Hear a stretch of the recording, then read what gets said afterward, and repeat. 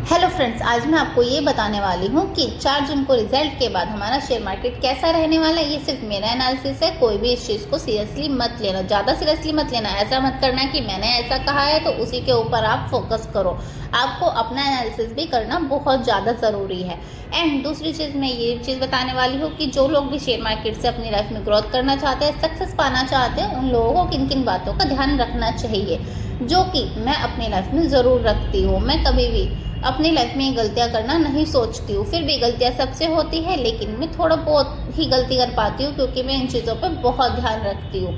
इसीलिए अब मोस्टली लोग ये सोच रहे हैं कि 4 जून को किसकी सरकार बनती है। ये सब तो वैसे रिजल्ट के ऊपर डिपेंड करेगा, लेकिन अगर मैं आपको एक चीज़ बताना चाहती हूँ, अगर मोदी जी की सरकार दोबारा आती है तो आपने पहले भी देखा होगा कि मोदी जी की जैसे सरकार आई है तो शेयर मार्केट पे कुछ ज़्यादा ऐसा नहीं हुआ कि कुछ ज़्यादा बुल हो गया या कुछ ज़्यादा डाउन हो गया। लेकिन मोदी जी ने अब की बार स्पेशली कहा है कि काफ़ी सारे ऐसे शेयर हैं, काफ़ी सारे ऐसे सेक्टर हैं जो काफ़ी अप जाने वाले हैं उनकी सरकार आने के बाद, क्योंकि वो उसमें काफ़ी इन्वेस्टमेंट करने वाले हैं या इन्वेस्टमेंट के साथ साथ वो उन पर काफ़ी ध्यान देने वाले हैं। लेकिन वहीं अगर आप ध्यान देते हैं कि आप वो वाले शेयर अगर खरीद लेते हैं, आपको खरीदने भी चाहिए, मैं ऐसा नहीं कहूँगी कि खरीदने नहीं चाहिए, लेकिन आपको अपना एनालिसिस बहुत ज़्यादा ज़रूरी है।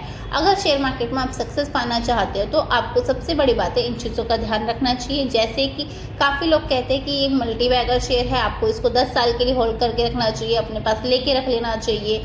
तो मेरा मानना यह है कि शेयर मार्केट में ऐसा कोई भी एनालिसिस नहीं बता सकता कि हर शेयर ही एमआरएफ बनेगा या हर शेयर ही टाइटन बनेगा। ऐसा कोई भी एनालिसिस नहीं बता सकता, क्योंकि अगर आप आज से पिछले 10 साल में जाएंगे और आप कंपनियां सर्च करेंगे तो बहुत सी ऐसी कंपनियां हैं जो आज के टाइम में एग्जिस्ट ही नहीं करती है।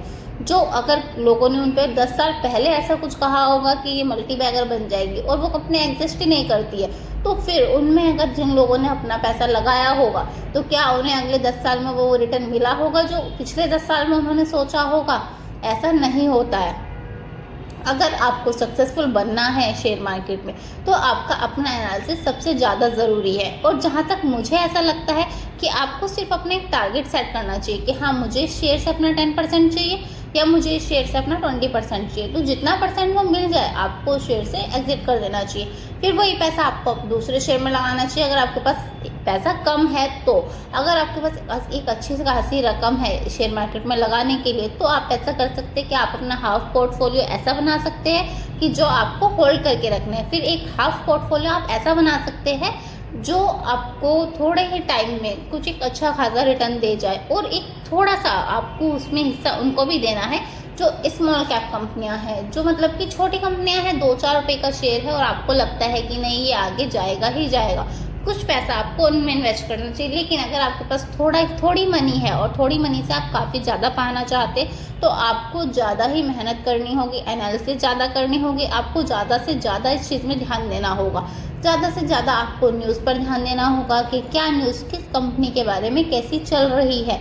आप कोई भी कंपनी का अगर शेयर खरीदते हैं तो सबसे पहले आपको उसका एक तो बैकग्राउंड देखना होगा कंपनी का, कि कंपनी किस बैकग्राउंड से आती है, कंपनी क्या काम कर रही है, उसका प्रॉफिट हो रहा है या लॉस पे ही जाती जा रही है कंपनी। क्योंकि अगर वो लॉस पर ही जाती जा रही है तो आपको प्रॉफिट कैसे दे सकती है। काफ़ी कंपनियां ऐसी है जो 2-3 साल से या 2-3 क्वार्टर से लॉस में ही जा रही है, बट ऐसा नहीं है कि वो बढ़ेगी नहीं। लेकिन आपको उन कंपनियों का काम पता होना चाहिए कि वो क्या काम कर रही है और उस काम में आगे तेजी आएगी या नहीं आएगी, क्योंकि मोस्टली काम कंपनियां ऐसी कर रही होती है जिनमें तेजी आती ही आती है तो वो बढ़ जाते हैं सेक्टर। लेकिन काफ़ी कंपनियां ऐसी होती है कि कुछ ऐसा काम कर रही है जो आगे चलकर ग्रोथ नहीं करेगा, तो फिर आपको उनमें पैसा नहीं